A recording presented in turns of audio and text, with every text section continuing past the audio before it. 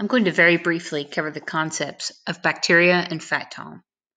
This is a shortened version of class instruction that can either be a review or just a short crash course in controlling bacteria.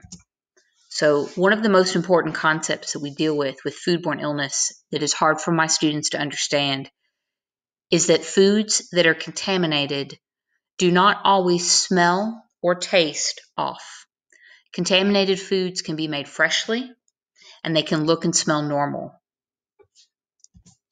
Bacteria is a single-celled organism that reproduces extremely rapidly. So the amount of time that a food item is sitting out can greatly impact how much bacterial growth is happening with that food. Temperature does control most bacteria. Most bacteria are destroyed at 140 and above. That's not really very hot if you think about the grand scheme of actually cooking temperatures. Boiling is 212. So when we talk about the danger zone and we talk about killing bacteria, we aren't necessarily talking about cooking something to death.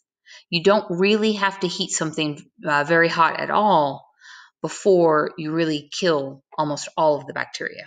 Bacteria also doesn't like temperatures below 40 degrees. That's why something will spoil on a countertop a lot faster than it will in the refrigerator. So when we talk about TCS, we're talking about temperature-controlled substances. These are the food items that are most likely to grow pathogens, and they must be controlled in temperatures to prevent bacterial growth. Essentially, we're talking about perishable food items which generally spoil if they're not kept in the refrigerator.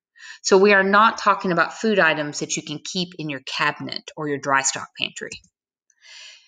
So when you have a temperature-controlled substance or you have one of these foods that can grow bacteria, if you have one that's been cooked and it's hot, it has to be cooled from hot to below 40 degrees within 2 hours. So if you are working in a restaurant and you want to get something into the refrigerator, then it needs to be cooled. And there's some rapid cooling procedures that you can do to cool down large quantities of hot food.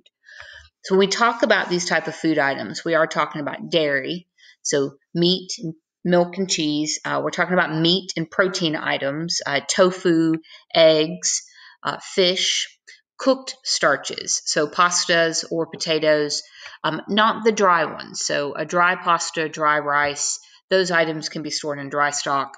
And they can be kept in the cabinets, but if you have cooked these items and introduced water, now we have a situation where those things can rapidly grow bacteria. Also, cut or cooked fruits or vegetables. Another concept in the culinary industry is something called FIFO. So FIFO just indicates first in and first out. So what goes into a cabinet or refrigerator needs to be utilized first.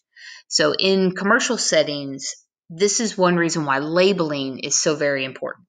A great example of FIFO is in a grocery store when you're stocking like a new can of beans, you pull the old ones to the front and you put the new ones in the back. Same thing with the milk. The milk is stocked from the back. That way when the customer opens the refrigerator, they're getting the oldest milk first. That doesn't mean old milk. That just means that that milk was there first and it needs to go. Rotation. So FATTOM is a concept.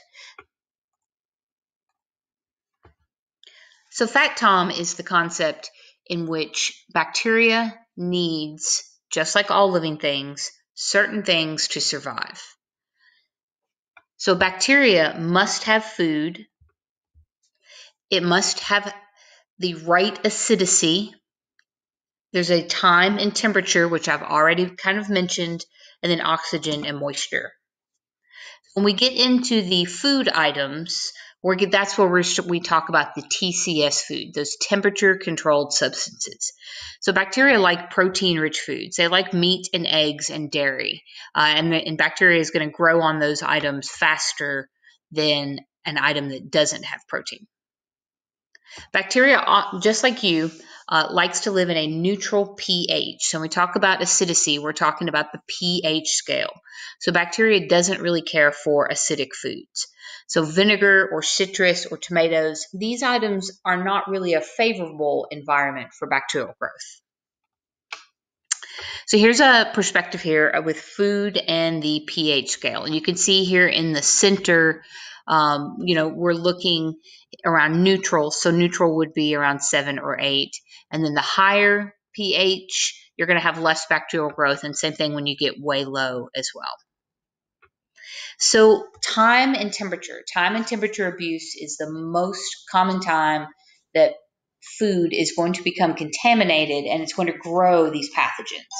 So bacteria that is allowed to sit in a warm and moist environment, it's going to grow and multiply quickly. So less than 2 hours in the danger zone in which bacteria is growing.